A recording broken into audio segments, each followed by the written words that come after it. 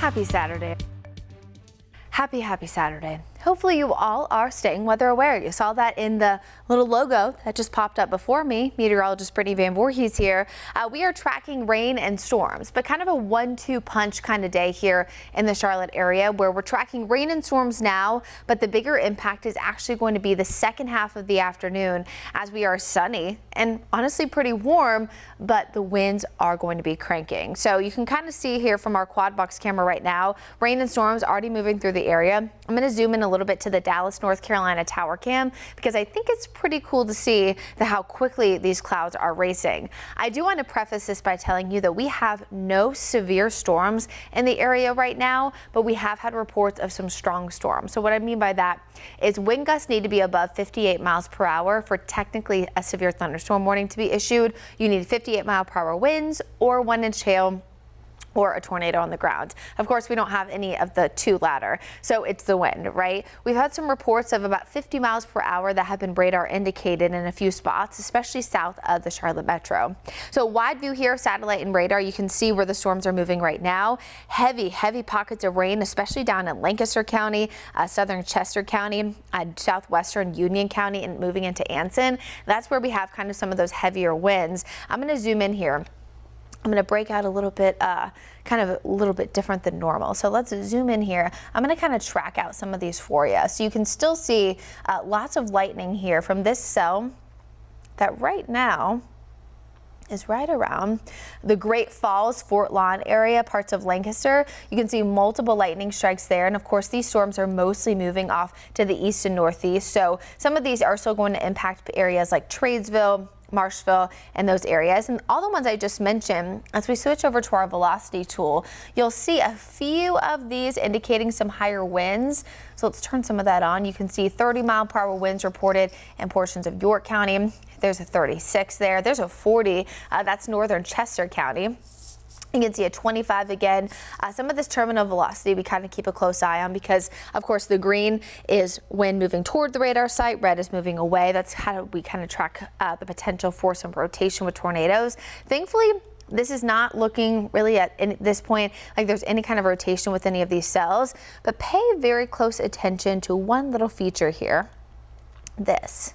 Do you guys see kind of how that looks like it's bowing out a little bit? That is indicative of really strong winds. So oftentimes if we were talking just a straight up severe weather threat, I would be telling you, of course, gusty mile-per-hour winds, in excess of 58 miles per hour. We got to stay inside. Again, right now they're not reaching this threshold, but these storms are rapidly moving at about 60 to 70 miles per hour.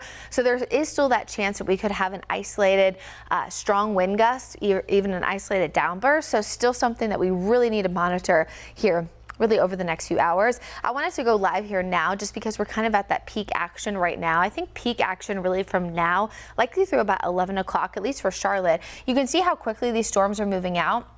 We still have to watch this activity that's back toward the west, but how quickly these storms are moving. I mean, I really think it's those areas mostly south of Charlotte through about this line here that will continue to see that risk. But of course, I'll be keeping a close eye on it for you here throughout the day. So let's talk timing and let's talk impact of the winds because of course I'm tracking the rain and storms right now, but it's probably not our biggest impact throughout the day. So we have a lot of warmth, a lot of moisture over us. That's what's prompted kind of by some of these winds. You can see them coming in from the south and west here. That of course is typically indicative of a really warm air coming in from the Gulf of Mexico. So when we have a southwesterly wind, that's what we often refer to as the blowtorch here in the Charlotte area. And that's why even as the storm system moves through, we could see temperatures getting close to 80 degrees. However, as we progress throughout the day, what's eventually going to happen is that we're going to see these rain and storms moving out, right? So here we are at 1 o'clock, here we are at 2 o'clock, and here we are at 3 o'clock.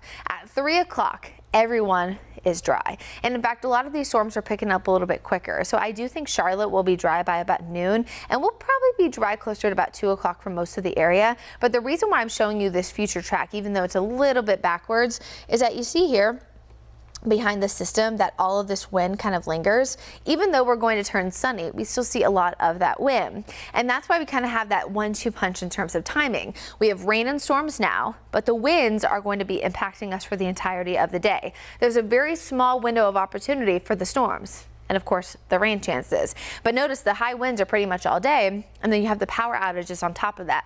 Power outages can caused by wind, of course, pretty much one of two ways. One, the wind is strong enough, like with a hurricane, to knock down the power lines themselves, or you have a lot of heavy rain that can saturate the ground, and that will loosen up, the trees and the branches. So then a wind gust comes through, that knocks over the tree, picks up the branch, and that is what leads to the power outage. But notice that it's the winds that we're really going to notice all day long. In fact, I really think between about 6, 7, 8 o'clock, they could be some of their highest. So let's talk about where we could see some of the stronger winds pretty much now through noon. Again, this is mainly going to be south of Charlotte, where it's a little bit more unstable. Those are the areas we were just tracking.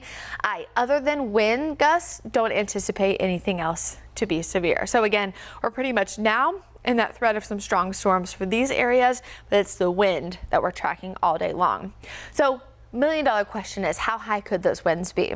Well, gust potential up to about 50 miles per hour for the Piedmont and about 65 miles per hour up toward the mountains. Now, I have been looking this morning. We had some of this yesterday and the day before. A few wind gusts isolated, potentially even close to 70 miles per hour in portions of the mountains. I do think this is important to note because think about it like this, right? So we know that with elevation, the winds do get higher as we go higher in elevation. So if we're talking about a 65, 70 mile per hour wind potential in places like Boone and Jefferson, if that were to come to fruition, let's go up in elevation, right? What comes next? Beech Mountain, Sugar Mountain, those areas could be getting into the 80s. And then you go to Grandfather Mountain, the potential even for the 90s. I mean, it's a very real possibility, especially as these winds hit their peak. So we have to monitor this, especially even for folks in the mountains that do see these winds higher a lot of the time.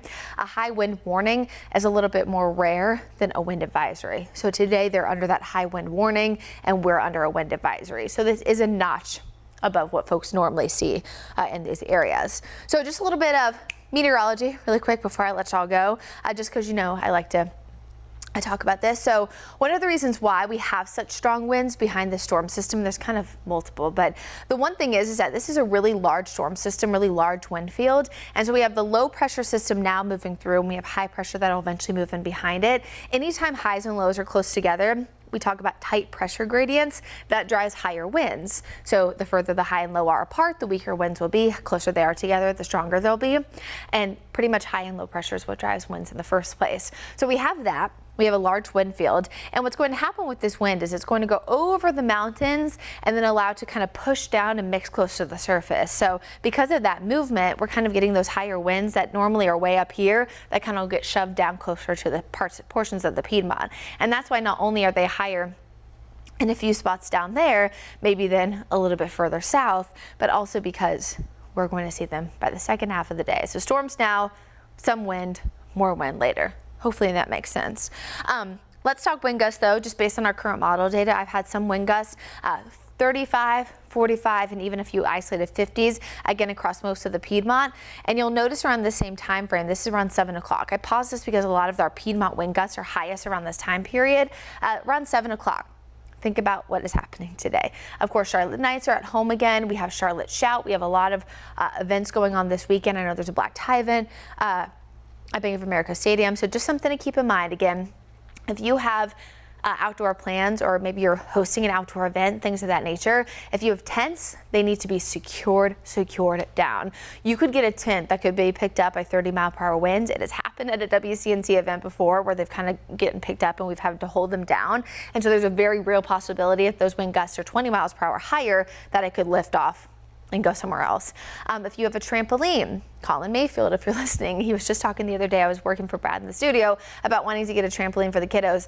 Definitely need to make sure that's secured. You don't want that blowing into the neighbor's yard. Don't put your trash cans out today. If you have a birthday party, maybe for your kids, make sure that those blow ups, things like that, the bounce houses, those are secured down, or just bring these items inside, or just collapse them all together. If there is a chance that you really wanted to have an outdoor event today and you don't want to deal with this mess and you can move it, I would move it to Sunday. That would be definitely your best bet. It won't be quite as warm, but it will be sunny and it will be dry and it won't be too bad with a high temperature around 70 degrees. So just make sure you're preparing accordingly. Even these winds are things like, semi-truck drivers, people who drive big car, like a U-Haul, things like that. You got to make sure that you are prepared. You need to have both hands on the wheel. All of these things can be impacted by winds. And then as we progress through early tomorrow morning, you'll notice the winds are dropping substantially and actually really quickly for a lot of the Piedmont. At this point, we're talking wind gusts about 20 miles per hour or so, but in the mountains, we're talking 50s and 60s. So where our winds, I say our just because our studio, of course, is in Charlotte, and that's where I'm recording from right now. But so pretty much if you're I-40 and south, those winds will be highest this evening and then get better through tomorrow morning. The mountains, you're staying elevated for pretty much most of the day, but you're actually likely going to peak very early tomorrow morning. And that's where we're really going to be watching that potential for some of those higher winds, especially at higher elevations. But then finally, we will start to see things get better by the second half of the day. So let's wrap it up with that Guy Roofing 7-day forecast. First of all, happy April 1st, everyone. This forecast is not a joke. Please don't play an April Fool's joke on me and send me any kind of messages like, I just recorded a 100-mile-per-hour wind gust at my house. I will probably automatically not believe you just because of the fact that it is April Fool's Day. But just keep that in mind, of course, be respectful, all those things. Temperatures, even this afternoon, once the rain and storms are over, are going to reach close to 80. So it will be a very warm day, and we will see a lot of sunshine this afternoon. But again, the winds, that's your biggest impact, and that's why we want folks to stay weather aware today. Tomorrow morning, actually a really pleasant start to the day. People will get mad at me for saying that, but our normal high and low this time of year is 45 and 69. Our forecast for tomorrow is 44 and 69. So we are almost picture perfect for April to start off April 2nd. So tomorrow, again, a much better day than today. We get a little bit warmer on Monday. And right now I'm keeping those rain chances low, but there is a small 20% chance that we could see a few sprinkles. I'm kind of watching these trends, and I'll of course update you tomorrow morning on Wake Up Charlotte weekend starting at 6 a.m. Tuesday though and Wednesday we turn a lot warmer, and then we're kind of watching our next change, our next chance to see rain late Thursday and Friday of next week. But overall today is still a day we want you to stay weather aware. Again, no, the rain and storms are moving in now, but that's not necessarily going to be the case all day, but we are going to see those winds all day long. I'll leave you with one more look here at the radar so we can kind of track what's going on. Again, we have this really large expansion here of rain from pretty much Chesterfield County, Chester County that is, all the way up toward Cleveland County, expanding into now portions of Cabarrus County near Kannapolis, Concord. This is kind of that big swath that we have moving through the metro now. I will watch these storms that we have now in southeastern Georgia and heading into portions there of Greenwood and Edgefield, South Carolina, to see if they can hold together to make it all the way here. But I'll only cut into programming or do another update on our storms here on social media, YouTube, Facebook, things like that, if these were to turn severe. So this first stream was really largely just so you guys knew what was going on, just to give you a heads up. We always do a stream, fun fact, if you've never tuned in before, on my Facebook page as well as the WCNC Charlotte's Facebook page around 10 o'clock. Normally it's just a quick weather update and we're not tracking active storms, but that's of course not the case today. And of course, we'll have that tuned in tomorrow morning again at 10 a.m. over on my Facebook page. So make sure you tune in for that. And of course, hopefully we'll see you on Wake Up Charlotte weekend tomorrow morning starting at 6 a.m. Have a great Saturday. Stay safe, stay weather aware, and prepare now for that potential for those higher wind gusts by this afternoon. We'll be tracking those all day long for you. Any changes, any power outage updates, you can trust the WCNC Charlotte weather team. Have a great day.